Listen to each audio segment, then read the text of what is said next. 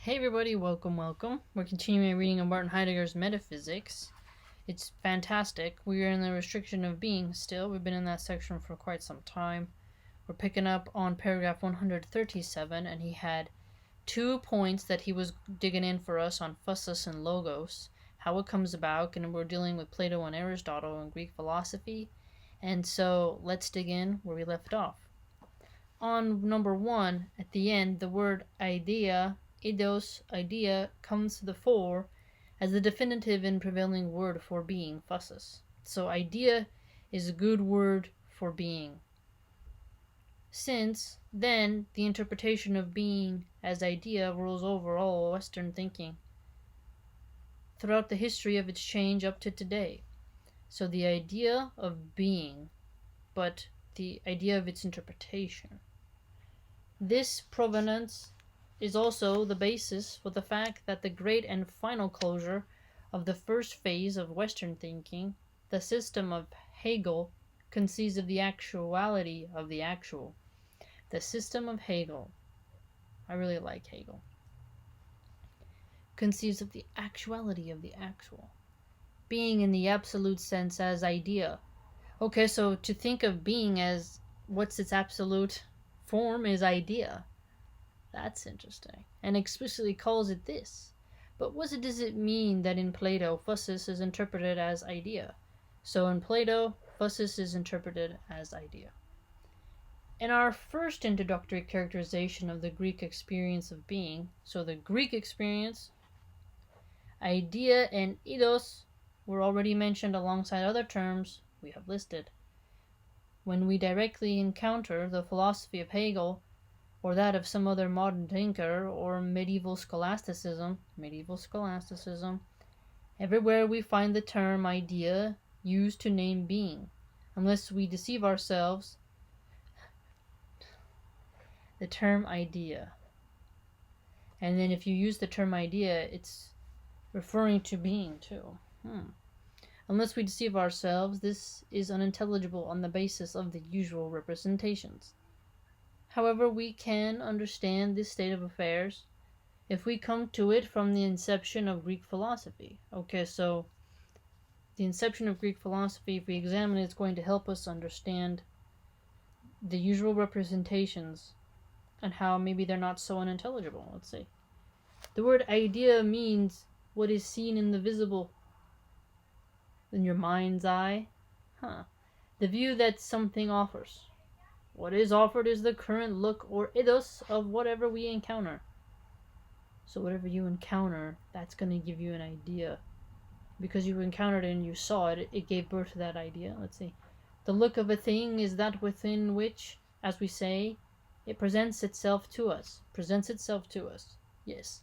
The look of a thing, it does. You look at it, it's presenting itself. Kind of like a very nice horse.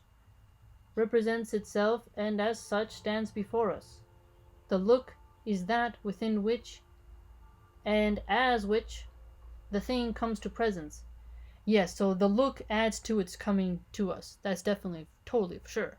Art is a perfect example. That is, in the Greek sense, is.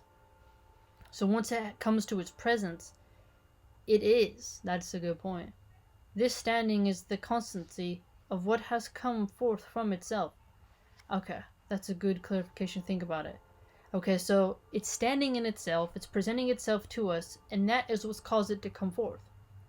Because it is, so it comes forth because it's no longer appearing. The constancy of phusis, but the standing here of the constant is also, from the human point of view, the foreground of what comes to presence from itself.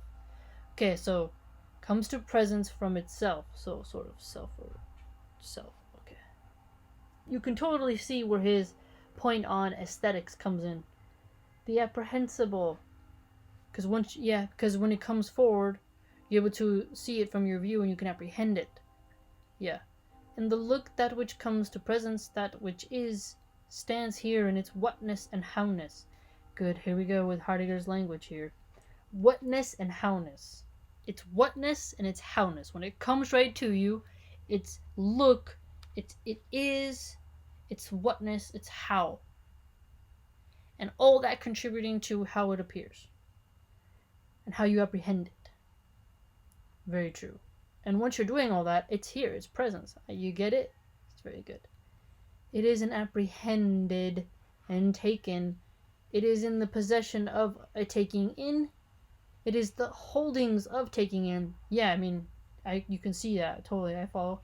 It is the available coming of presence, of what comes to presence. Alright. Because it's available, because it is kind of open and not as obscured, so you can overcome it. Even if it has the irrationality and the rationality point to it, I see. Yes, taking it in, because in order to understand it, you need to take in the information. And because it's coming to presence, you're taking it in then. Yeah, I got it. Because remember, he said it was also through inception, you take it in, right? And once it's been incepted, you have possession of it, which means the taking in is taking possession. Got it. Coming to presence of what comes to presence. Ousia. So this is spelled O-U-S-I-A. Ousia then can mean both the coming to presence of something that comes to presence and that which comes to presence and the whatness of its look. Okay. Here we go. So we need to write down that term Ousia. Because you know Heidegger, he is going to mention it and we need to know it. So coming to presence, but it also comes to presence in the whatness of its look. So art is a really good example. You ever just see something and it's like, what is that? But it's something, right? You get it? Here is the concealed origin of the latter distinction between extensia and essentia. If, in contrast, one just blindly snatches up from the tradition the now common distinction between extensia and essentia, one will never see how extensia and essentia, as well as the distinction between them, stand out from the being of beings, and thus can characterize it. Well, for one, he's doing his wordy game, or how they're so similar in nature that their definitions and nuances kind of get lost through time, becoming more obscure. So just this cool little writer trick. However, if we understand the idea, the look, as coming to presence, okay, so we understand the idea, the look, an idea containing a look. That's very true. Ideas do have a look, because when you look at someone, the way they look represents sometimes ideas that they have, and the ideas that are possessive of them. It's quite interesting. As coming to presence. Then coming to presence shows itself as constancy. I mean, it can't go away, really, because once it's presented to you, it's there. It is, as he contended. In a double sense, true.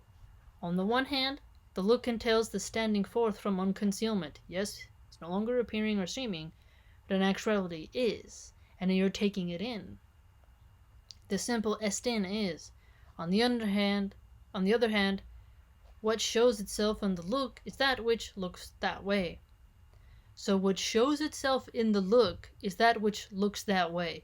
So if it looks that way, it's shown itself. What stands there, the ti estin, the what is. Thus, the idea constitutes the being of beings. The idea constitutes the being of beings. It almost sounds like he's trying to say, I mean, some people could argue and say, that sounds a lot like God. God is the ultimate idea of everything. He is the being of beings. A Christian would say the King of Kings. No, Christians said that about Jesus. They said Jesus was the King of Kings. However, this sounds a lot like God to me, but he's doing something different. He's doing a different form of metaphysics. He's not doing the traditional monotheistic thing. I'm not saying he's trying to create a religion right here. I'm just saying he's putting that idea is something that it constitutes the being. But constituting something doesn't denote overall supremacy of it, right? So I guess there's that nuance there. But here, idea and idios are used in an extended sense, meaning not only what we can see with our physical eyes, but everything that can be apprehended. True. Yeah. I mean, you don't have to use your eyes. You can apprehend with sound and other sense factors, right? What any given being is consists in its look, and the look in turn presents the being's whatness, allows it to come to presence. Okay. But you can't always judge a book by its cover, though. I mean, what any given being consists of, does have a relation to its look. So, it's true, but there are variations, but the niche example doesn't mean it's the norm, right? But the look contributing to its whatness and its presence in being is true. I agree with that. It's a fair point. Well, Heidegger has blown our minds.